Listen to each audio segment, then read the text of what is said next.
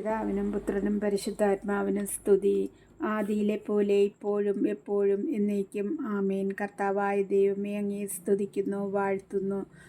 ത്രിയേക ദൈവത്തെ സ്തുതിക്കുന്നു, വാഴ്ത്തുന്നു, ആരാധിക്കുന്നു. കർത്താവായ യേശുനാഥ, ഇന്ന് ഞങ്ങൾക്കൊരു ദിവസം തന്ന് അനുഗ്രഹിക്കുകയും ഞങ്ങളുടെ ആവശ്യങ്ങളിൽ എൻ്റെ ഈശോ കൂടെ ഇരിക്കുന്നതിനെ ഓർത്തും നന്ദി പറയുന്നു. പ്രഭാതം മുതൽ ഈ രാത്രിയുടെ യാമം വരെ രക്ഷകനായ ഈശോ നടത്തിയതിനായി നന്ദി പറയുന്നു.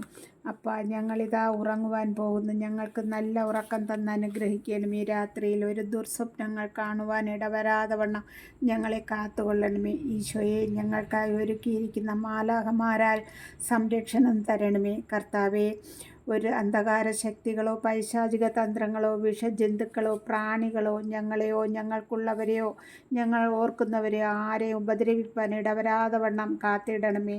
ഒരു കള്ളന്മാരോ അക്രമികളോ ഞങ്ങളുടെ ഭവനങ്ങളിലോ കാമ്പൗണ്ടുകളിലോ കടന്നു വരുവാനോ നോട്ടം വയ്ക്കുവാനോ ഇടവരാതെ വണ്ണം അവിടുത്തെ ദൂതഗണങ്ങളാൽ കോട്ട കെട്ടി കാത്തിടണമേ. ഇന്ന് ഞങ്ങളിൽ നിന്ന് നോട്ടത്തിൽ കൂടെയോ പ്രവർത്തികൾ മൂലമോ ചിന്തകളിലോ കൊടുക്കൽ വാങ്ങലിലൂടെയോ കേൾവികളിൽ കൂടെയോ എന്തെങ്കിലും പാപം വന്നു പോയെങ്കിൽ അവയെല്ലാം ഇപ്പോൾ അവിടുത്തെ കുരിശിൻ ചുവട്ടിൽ സമർപ്പിക്കുന്നു. ഞങ്ങളെ കഴുകി വിശുദ്ധീകരിക്കണമേ. ഇന്ന് ഞങ്ങളിൽ ആരെയെങ്കിലും ഭൂമിയിൽ നിന്ന് മാറ്റപ്പെടുകയാണെങ്കിൽ ഞങ്ങളെ വിശുദ്ധിയുള്ളവരാക്കി മാറ്റണമേ.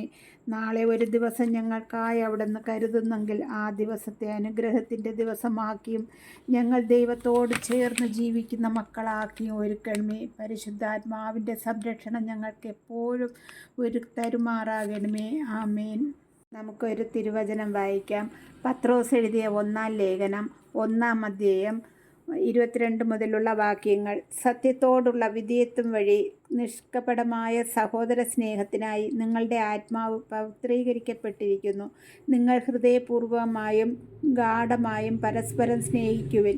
നിങ്ങൾ വീണ്ടും ജനിച്ചിരിക്കുന്നത് നശ്വരമായ ബീജത്തിൽ നിന്നല്ല, അനശ്വരമായ ബീജത്തിൽ നിന്നാണ്, സജീവവും സനാതനവുമായ ദൈവവചനത്തിൽ നിന്ന്. എന്തെന്നാൽ മനുഷ്യരെല്ലാം പുൽക്കൊടിക്ക് തുല്യരാണ്. അവരുടെ മഹിമ പുല്ലിൻ്റെ പൂവിനും തുല്യവും. പുൽക്കൊടികൾ വാടിക്കരിയുന്നു, പൂക്കൾ കൊഴിഞ്ഞു വീഴുന്നു. എന്നാൽ കർത്താവിൻ്റെ വചനം നിത്യം നിലനിൽക്കുന്നു. ആ വചനം തന്നെയാണ് നിങ്ങളോട് പ്രസംഗിക്കപ്പെട്ട സുവിശേഷം. കർത്താവിൻ്റെ വചനം.